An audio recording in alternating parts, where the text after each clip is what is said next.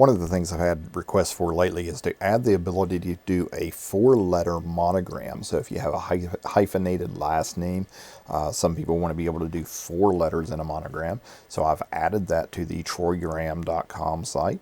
And when you go to the site now, you have your choice. You can do the standard 3-letter monogram or a 4-letter monogram. And on the main page here, it's important to point out the instructions. Read the instructions. I have instructions here on which fonts you need to have installed on your system to use this, and as well as a link to a video on how to install fonts in Windows. You must use Chrome or Firefox, and Safari and Edge do not work. And there's also a video down here on how to make the 3-letter monogram. And so make sure you read these. I get a lot of messages from folks telling me they can't get various things to work, and it's simply because they did not take time to read the instructions. So we'll take a look at the 4-letter monogram, and I'll show you how this works. So it's very similar to the 3-letter monogram, except we have 2 spaces for last initials. So we can put letters in each of these boxes now. And again, we do lowercase, uppercase, uppercase, lowercase. And I have it set up so the default font of Monogram KK is nice and centered and spaced well. And again, you can increase and decrease the thickness of the font if you wish.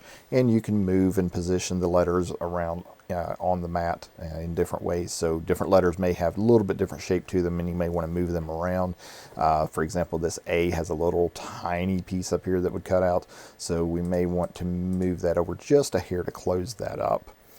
So one of the new features I did add, and I added this on the 3-letter monogram as well as the 4-letter monogram, is the font size. So when you change fonts up here, these fonts are different scales or different sizes. So if we change to the free monogram font, you'll see that it doesn't quite fit on the canvas. And you can always adjust the size of the canvas down here, or you can adjust the size of the fonts now. Now this currently does adjust all the letters at the same time, so you may need to nudge them around and reposition them slightly to make them fit well. As you see, the C kind of separated from the B here, and so we would want to move that over a little bit, and maybe have to move all of these letters over just a little bit to get it to fit well on the screen with this font. So with different fonts, again, you do need to make some adjustments on these, and down here we may need to move that over. And one of the things I wanted to show folks is this right-hand column. Now I have a very large high-resolution monitor, and so if you have a lower resolution monitor, and it might look something like this right-hand column overlaps on the workspace. You don't need to worry about it. It's not going to show up on your image. You just ignore it. These are just links to some different things on the right hand side. And so when we have our image the way we want it, we can right click and save as long as you're using the proper browser. And we'll save this as download PNG. And now we'll upload this to Design Space. You could also upload this into Silhouette Studio if you're a Silhouette user, and you can import this into just about any die cutting software and trace it and do the cut with it. And so here you see it's a nice, clean, transparent PNG. It's sized very nicely for Design Space. Specifically did it for this purpose. But again, it can be used on different die cutting systems, and it may take a moment to pop up here just depending on the speed of your internet connection and your computer and everything. And we're going to save it as a cut image. Now we'll insert that to our project, and we now have our monogram ready to cut. We can size it however we want and cut it out of vinyl or any other material using our Cricut Explorer, or again, any other die cutting machine that you might have. If you're using Silhouette Studio with a Silhouette Cameo or other machines, you can use this file just the same in those software as well.